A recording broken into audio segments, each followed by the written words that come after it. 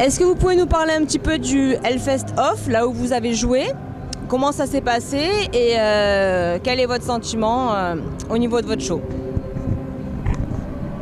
On était très agréablement surpris par la fréquentation, par l'accueil qu'on a reçu et tout ça, donc très bonne surprise à ce niveau-là. On a été très bien accueillis par l'équipe du festival, c'était vraiment top quoi. On a rencontré pas mal de gens qui nous connaissaient déjà, pas mal de nouveaux fans aussi je pense, donc très positif comme bilan. Au niveau de l'organisation, on a réussi à jouer grâce au dispositif Polka. Donc c'est une initiative de la région Grand Est, là d'où on vient, on est originaire de Nancy. Donc il y a eu une présélection de groupes et on a été dans le choix final avec un autre groupe de chez nous qui s'appelle Eurodivi. Voilà, excuse-moi. Tu veux que je le refasse ? Ouais, du coup je disais, c'est un dispositif de notre grande région, la région Grand Est.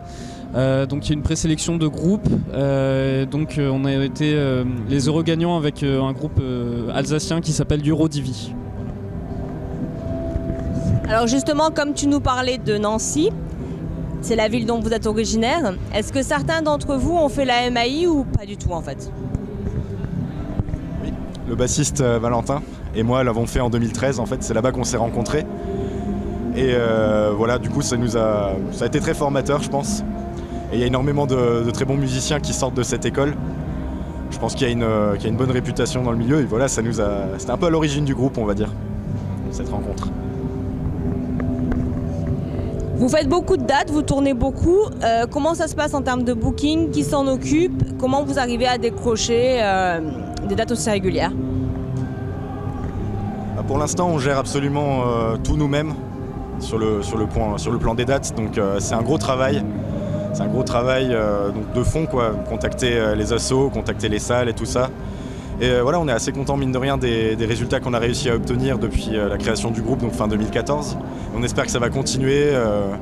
Là, on cherche forcément des partenaires maintenant pour continuer à développer le groupe parce qu'on arrive à un point où c'est plus vraiment possible de faire tout seul. Donc on cherche, mais bon, il faut réussir à s'entourer des bonnes personnes qui peuvent faire avancer le projet, qui comprennent le projet, qui croient en le projet et tout ça. Donc c'est pas facile. Pour les gens qui vous suivent ainsi que pour ceux qui vous découvrent, est-ce que vous pourriez nous parler un petit peu de votre actualité 2018 ?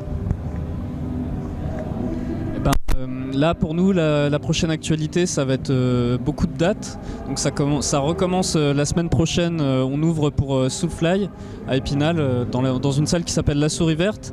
On enchaîne le lendemain, on part pour une petite tournée d'une semaine au Royaume-Uni et quand on revient en septembre on a 4 dates françaises qui arrivent à Nantes, Paris, Lyon et Nancy à nouveau au Rifter.